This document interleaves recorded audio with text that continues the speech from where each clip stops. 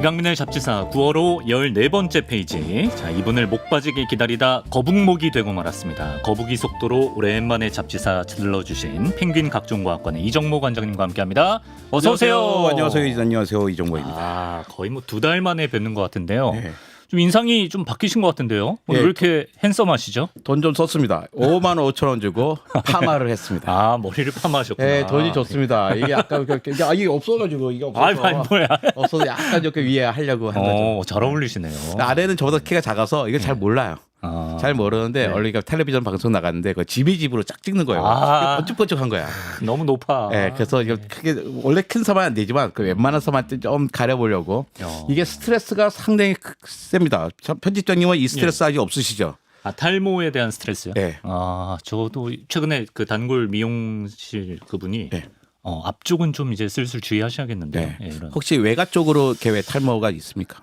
예, 친가는 없는 걸로 아는데 네. 외할아버지는 조금 있으셨던 것 같아요. 아, 이게 그 외가 쪽으로 주로 외가 아, 그래요? 쪽으로 큰 유전자는 외가 쪽으로 과학적으로 그게 맞아요? XM 측에서 오고 그다음에 기타 이제 작은 사사한 유전자가 있는데 그건 또 이제 엄마 아빠 상관없이 옵니다. 그러니까 외가도 외할아버지도 대머리고 아버지도 대머리다. 그건 이제 최악이죠. 제가 그렇습니다. 제가 외할아버지 대머리, 아버지 대머리. 방법이 없습니다. 돌아가신 외할아버지가 언제부터 그러셨는지 지금 기억이 안 나네요. 네. 예.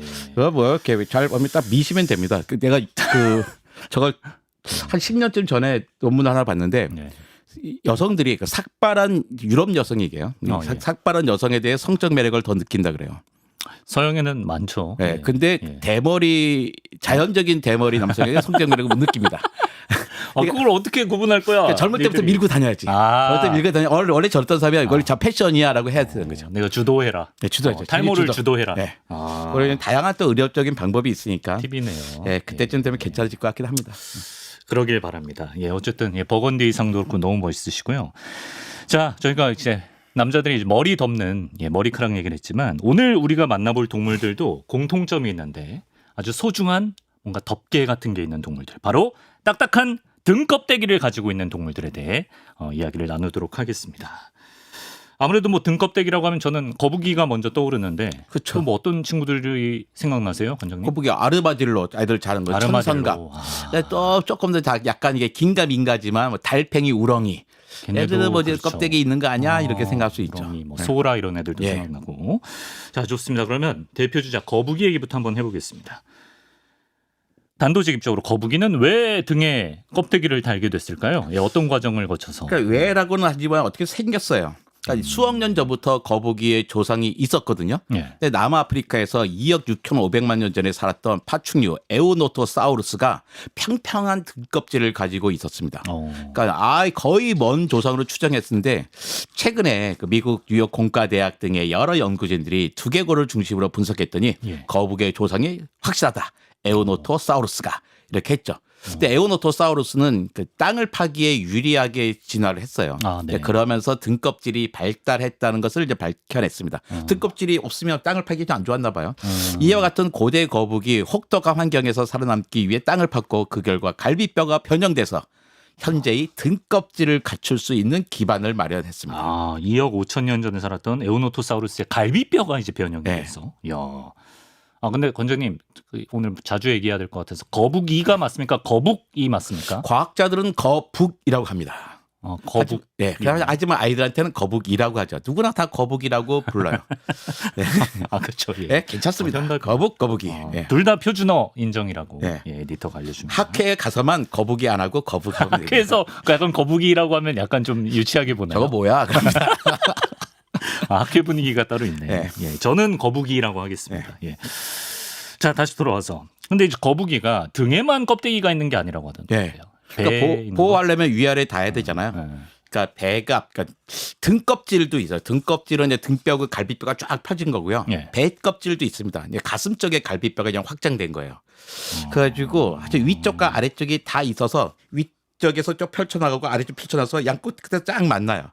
그 서대문 자연사박물관 가면 네. 그 거북이의 아래 골격을 쫙 보게 해놨어요. 마트에서 쫙 보게. 네네. 그러면 갈비뼈가 어디 붙었냐면 등갑에 딱 붙어 있어요. 등껍질이 갈비뼈예요. 갈비뼈. 갈비뼈 위에 껍데기가 쓰여져 있습니다.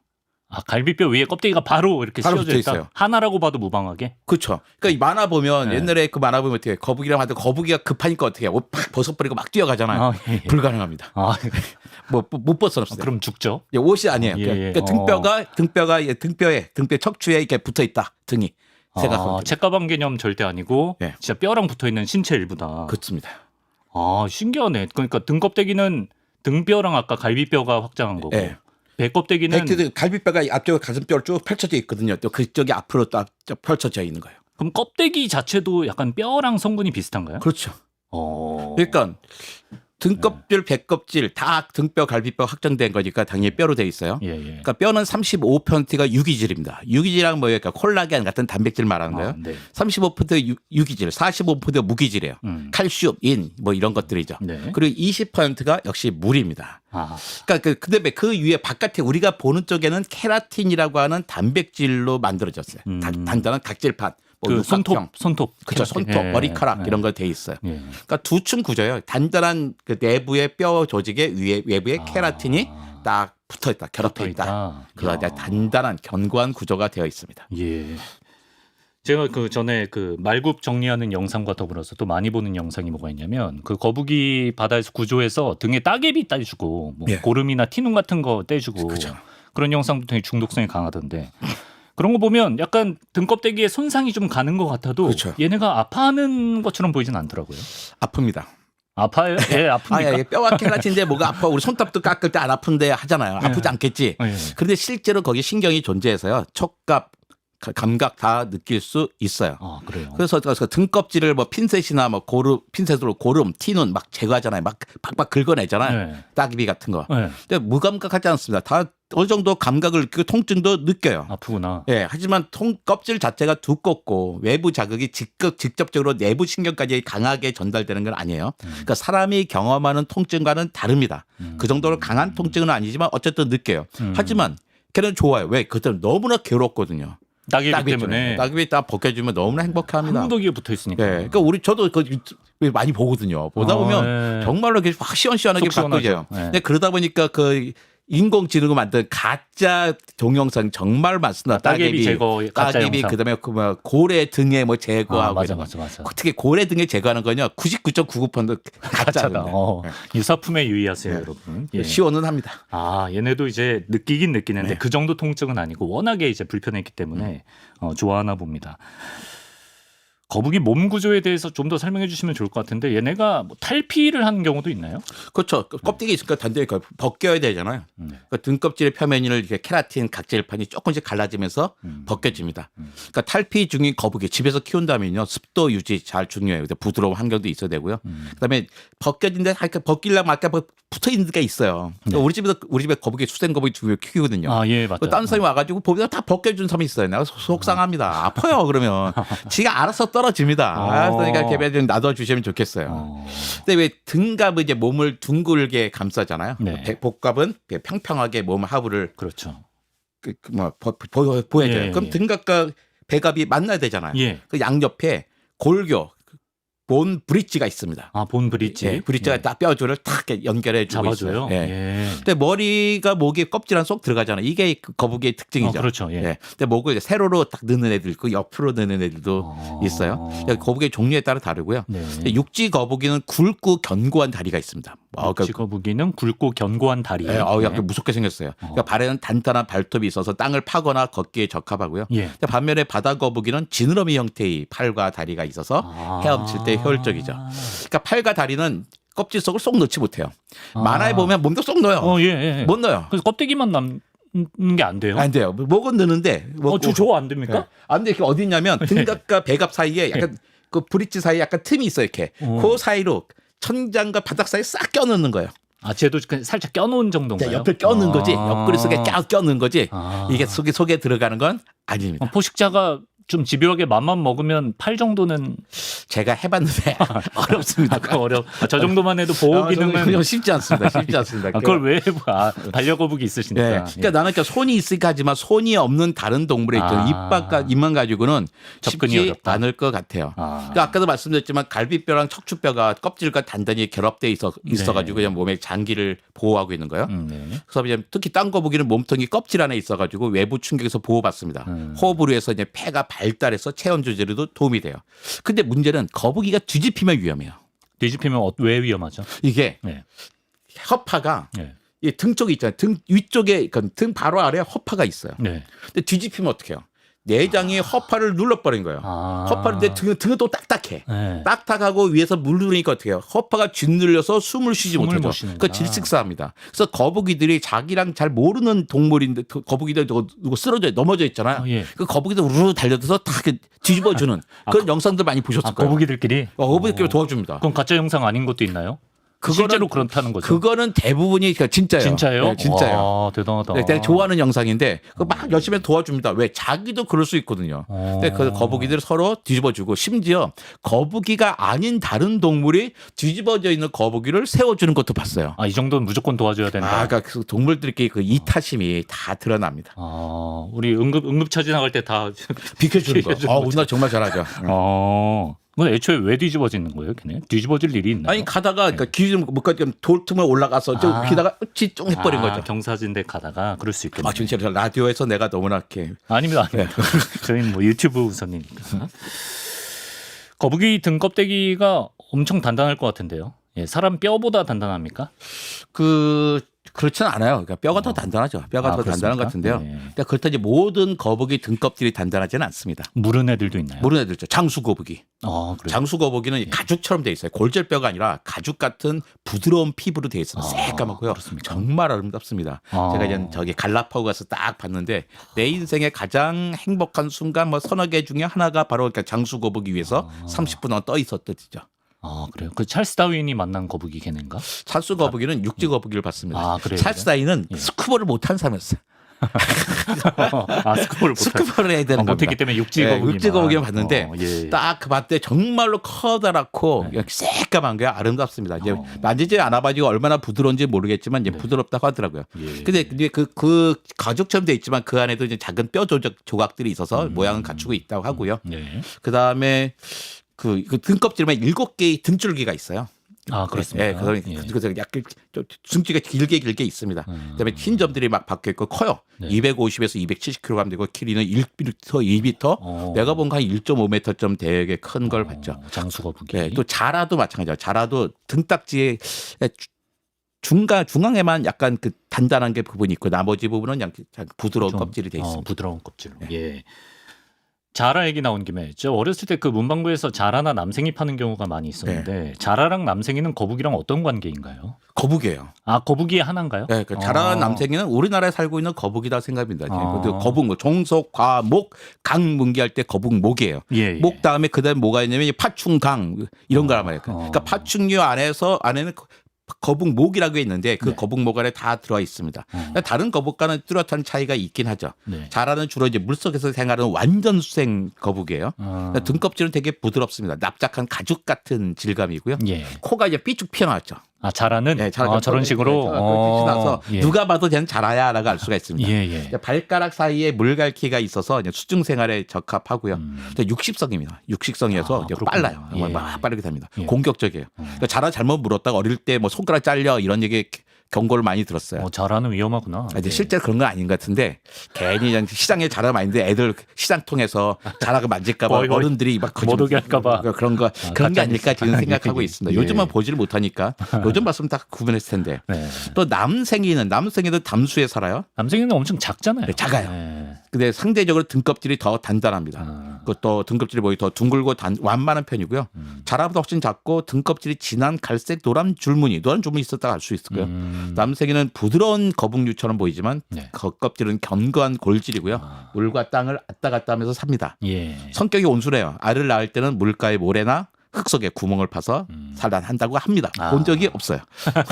남생이 발견되면 뭐 깨끗한 물 이런 그렇습니다. 그렇게 볼 수 있는 거죠.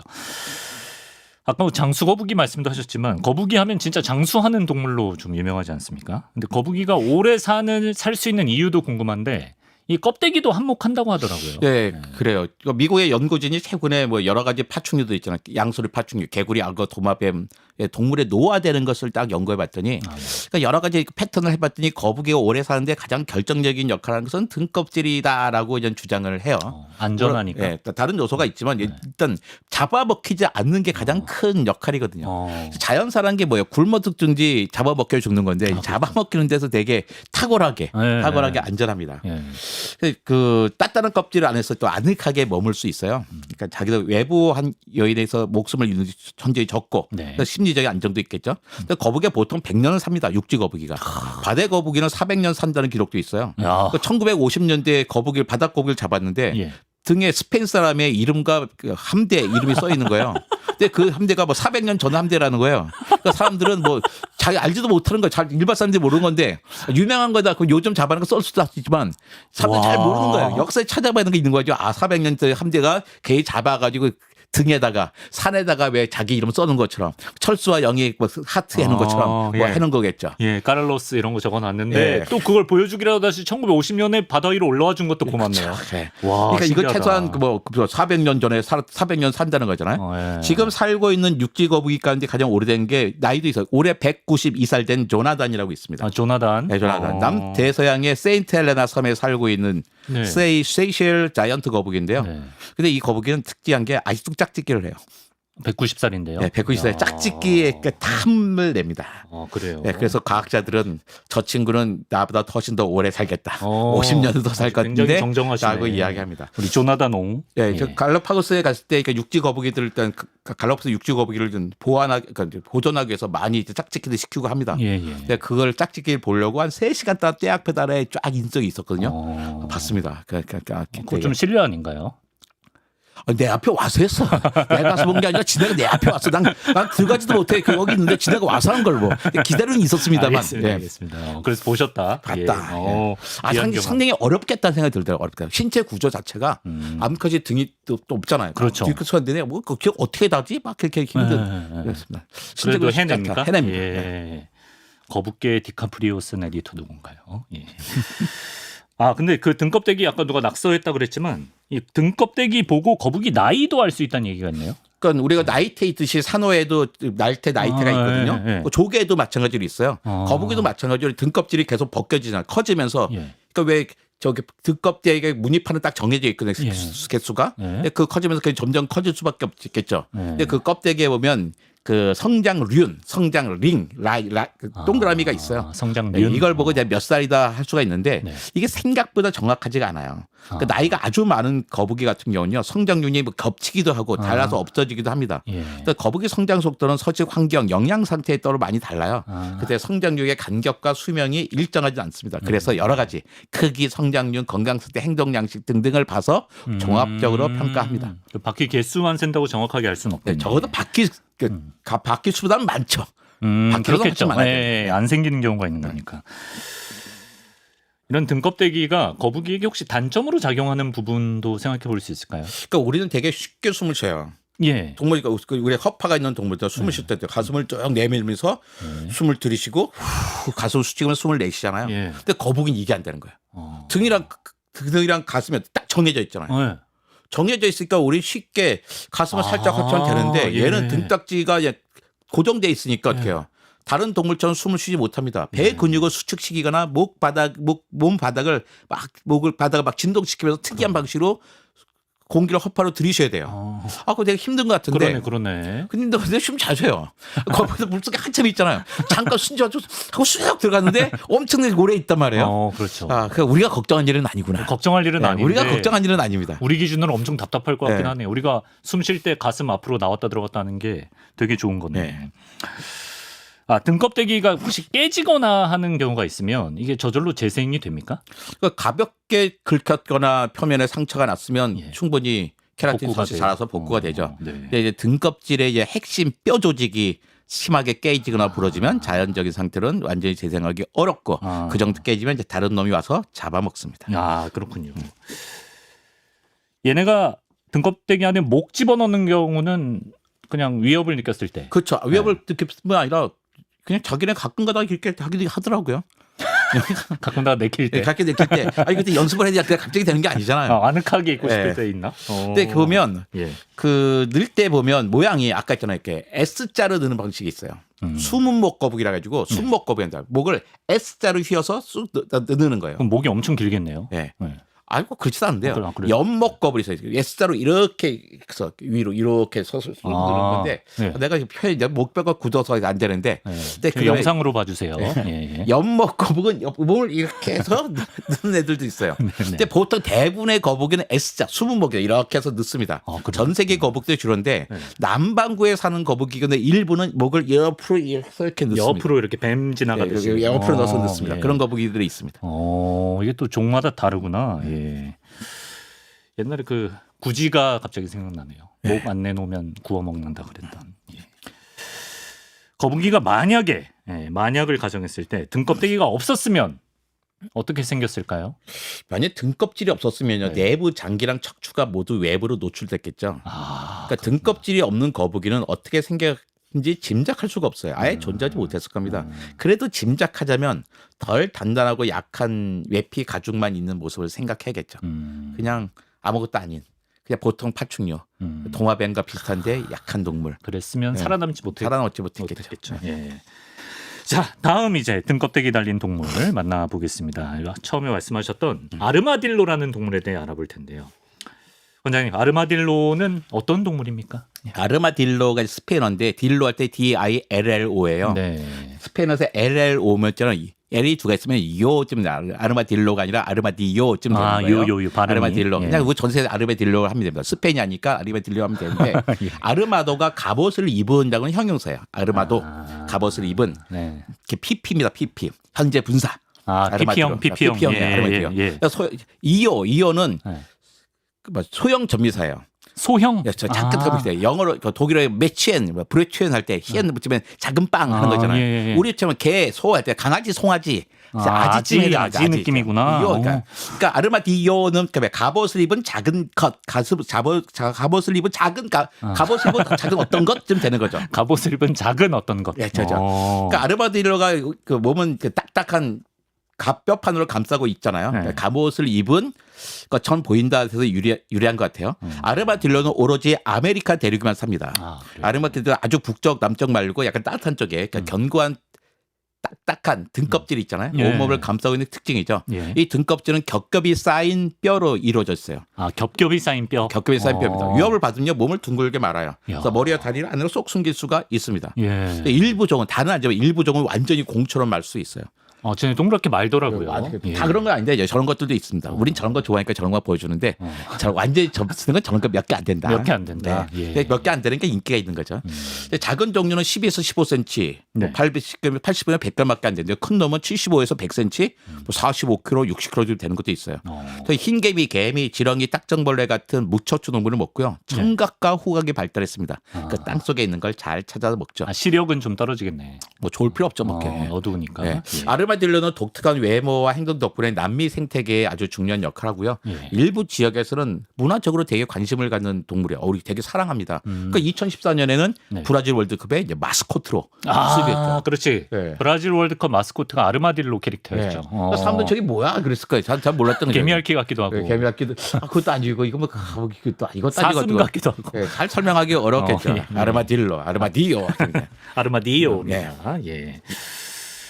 얘네는 그 뼈가 겹겹이 있다 그랬잖아요. 네. 그럼 거북이보다도 더 딱딱할 것 같은 느낌이 드는데 얼마나 딱딱한가요? 그렇지도 않아요. 그래요? 네. 그러니까 대부분의 온몸에 갑옷처럼 생긴 단단 등딱지에 쌓여 있잖아요. 네. 판 여러 개가 겹친 형태예요. 그러니까 옛날에 갑옷이 기사들이 입었던 갑옷 모습이죠. 근데 그 2015년에 미국에서 어떤 사람이요 아르마딜로에게 총을 쐈어요. 막 팍팍팍팍. 왜 그래요? 나쁜 놈이죠. 왜 그랬지? 네. 네. 그랬더니 총알이 반사돼가지고 자기가 맞았다. 만화처럼. 만화처럼.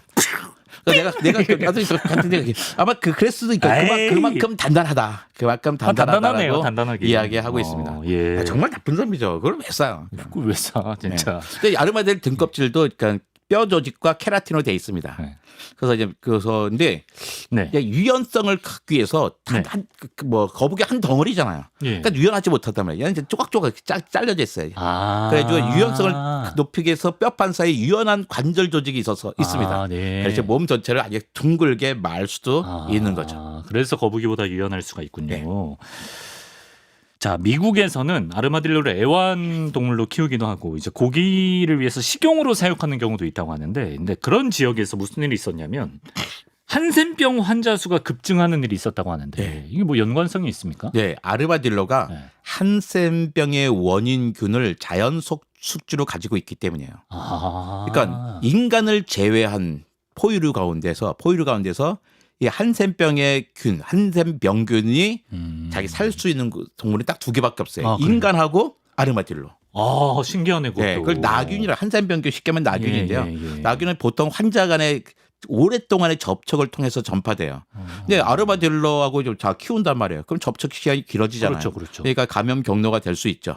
그러니까 아르마딜로는 좀 조심하게 다뤄야 되고요. 예. 그게 딱 적당하게 애완동물 적당한 동물도 아닙니다. 하지만 너무 걱정하지 말 거는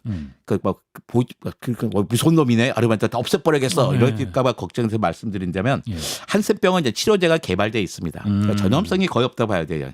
치료가 가능한 질병이니까 네. 괜히 멀쩡한 아르마딜로에게 총 쏴서 괜히 튀어서 맞고 그렇죠. 그런 일이 예. 없기를 바랍니다. 정말 우리나라는 그런 분들 없죠. 자기한테 돌아옵니다. 총알. 아르마딜로와 비슷하게 생긴 동물이 또 있습니다. 천산갑 얘기를 해볼 텐데. 아, 천산갑은 이름부터가 좀 뭔가 멋있죠. 신비로운 느낌? 네. 천사 비늘이 막 붙어 있는 포유류예요. 그러니까 케라틴으로 된 두껍고 단단한 비늘로 온 몸이 덮여 있습니다. 쟤는 진짜 좀 손톱 느낌이네요. 네. 진짜로. 저게 뭐 조그마니까 어떻게 팔기 참 좋은 거예요. 뭔가 좀 탐난감이 있습니다. 주로 어디서 사냐면 예. 아르마딜로가 아메리카 산다리 있잖아요. 예. 근데 이 천상갑은 아프리카와 아시아에 삽니다. 똑같이 열대와 아열대 지역에 살아요. 예. 중국 남부, 대만, 미얀마, 말레이시아, 네팔, 인도, 예. 그다음에 아프리카에 많이 살아요. 예. 야행성입니다. 마찬가지로 개미와 흰개미를 먹고 살아요. 혀가 길어요. 어. 긴 혀를 이용해서 개미집이나 흰개미집에 들어가 먹이를 찾고 예. 알발톱이 발달해가지고 굴을 파거나 나무에 길어올 수도 있습니다. 예. 근데 포유류 중에서도 참 특이하게 단독 생활을 합니다. 아, 쟤는요? 네, 포유류 주로 이제 집단 생활 많이 하잖아요. 그러게요. 네, 단독 생활이 특이한 거고요. 그다음에 곤충을 개체수를 조절하는 아주 중요한 역할을 합니다. 아, 천산갑이? 네, 천사를. 그러니까 되게 꼭 핵심적으로 꼭 있어야 되는 많이 먹기 거기에는. 때문에. 예. 근데 서식지가 점점 줄어들고 있고 밀렵 때문에 멸종 위기에 달했죠. 그러니까 왜 밀렵하는 거예요? 그러니까 먹으려고 사람들은 저 껍질을 먹으려고? 그러니까 저게 그냥 용껍질 비슷하게 생겼잖아요. 그래서 비늘을 갈아가지고 전통 한약재로 사용합니다. 천식, 류머티즘, 암, 콩팥 질환, 혈액순환 개선, 염증 완화 이런데 효과 있다고 한 거예요. 근데 이런데 효과 있다고 이제 멸종될 때 잡아볼까요?